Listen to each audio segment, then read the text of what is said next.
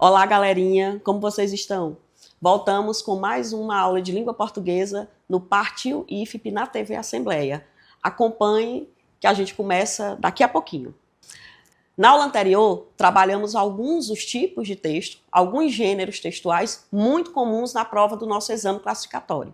Na aula de hoje, vamos trabalhar as sequências tipológicas. Só relembrando, quando a gente fala de tipologia textual, os tipos de texto, vale lembrar, acompanhe no slide, coloquei um resumo bem interessante para você, que são as diferentes formas que um texto pode apresentar. Depende também das diferentes intenções comunicativas e diz respeito à estrutura dos textos, os objetivos e a finalidade de cada um deles. Os gêneros textuais, eles já se referem-se ao contexto de uso e o propósito social. Relembrando as sequências textuais. A primeira sequência, a sequência narrativa, que é contar uma história. São tantos gêneros, você tem conto, você tem fábula, cada um com suas características, mas que levam em consideração a mesma sequência tipológica, que é a narrativa, o ato de contar. Outra sequência interessante é a sequência descritiva. Acompanhe no slide que tem a característica de cada uma delas. No caso, a descritiva, ela segue o princípio de caracterizar, descrever. Lembrem-se de que narração e descrição, por vezes, eles se misturam nos textos, um para complementar o outro.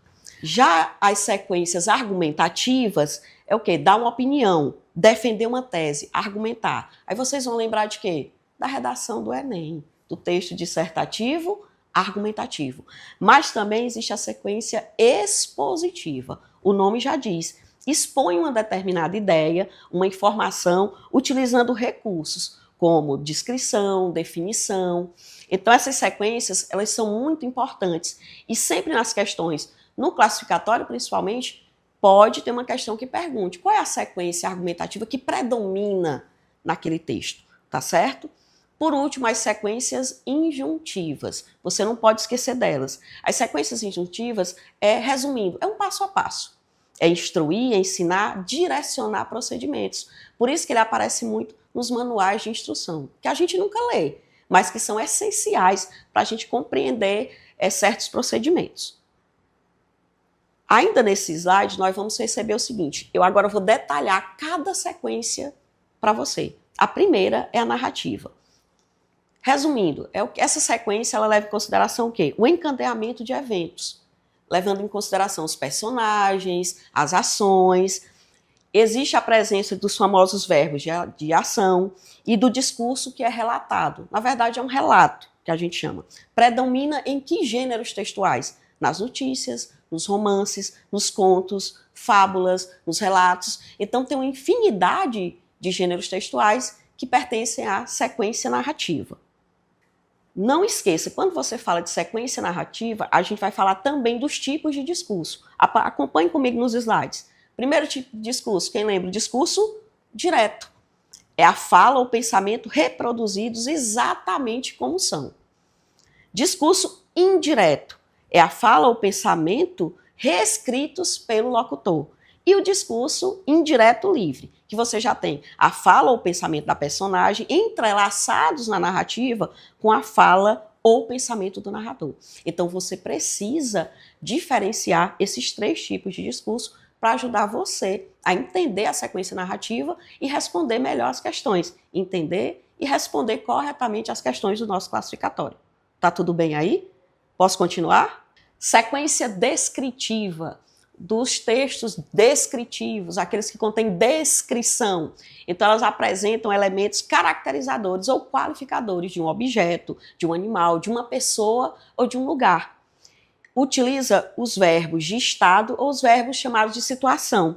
Estão presentes nos relatórios, no perfil das redes sociais, que é tão comum, a sequência que a gente chama de descritiva. Não esqueça, a sequência descritiva e a narrativa, elas são muito comuns de andarem juntas. É muito comum você ler alguns textos e você ver pedaços de narração, pedaços de descrição, porque é normal que elas andem juntas, uma complementando a outra. Tudo bem?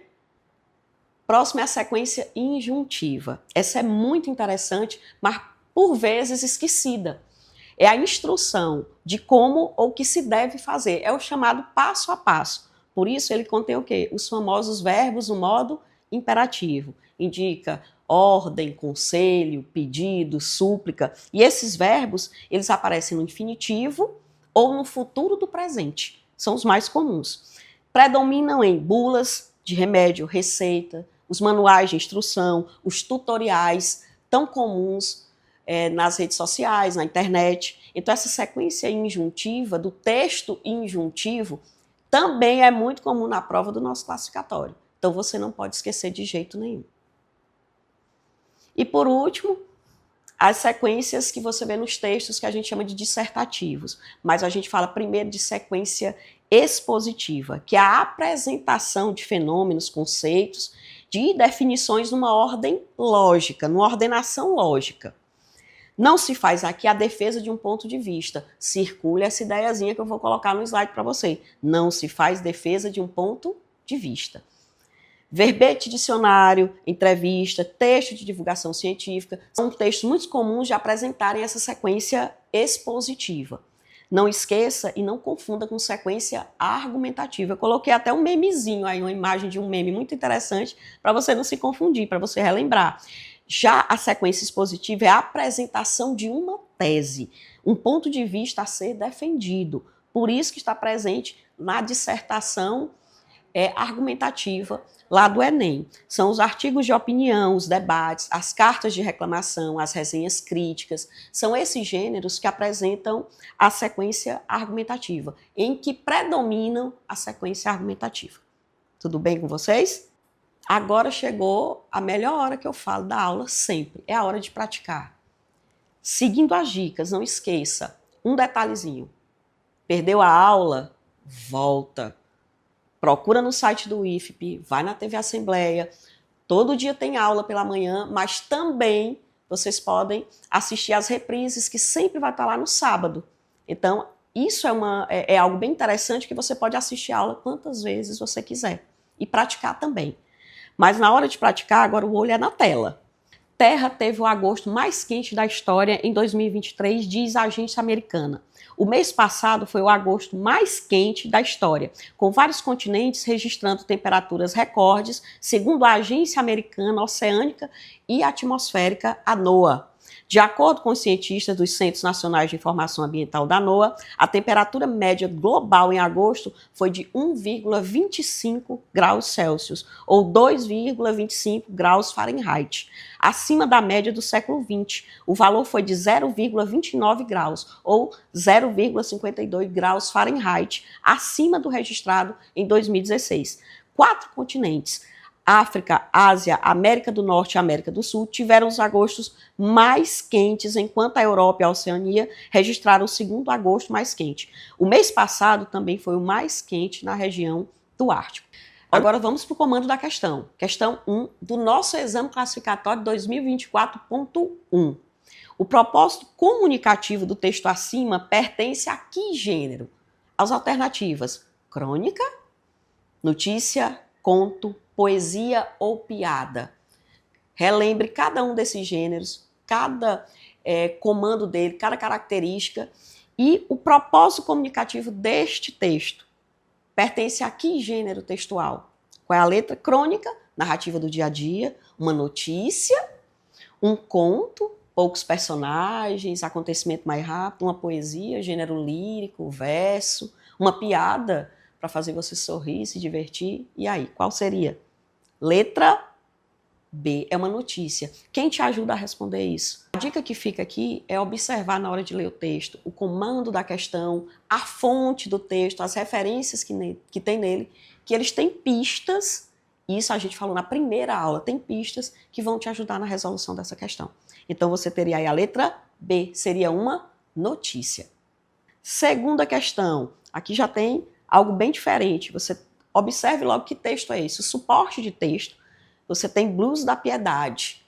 Então você tem aí Cazuza, o poeta não morreu, então já te dá alguma pista, já te dá alguma noção do que a questão vai te pedir. Mas vamos para a leitura. Blues da piedade. Vamos pedir piedade, Senhor, piedade, para essa gente careta e covarde. Vamos pedir piedade, Senhor, piedade.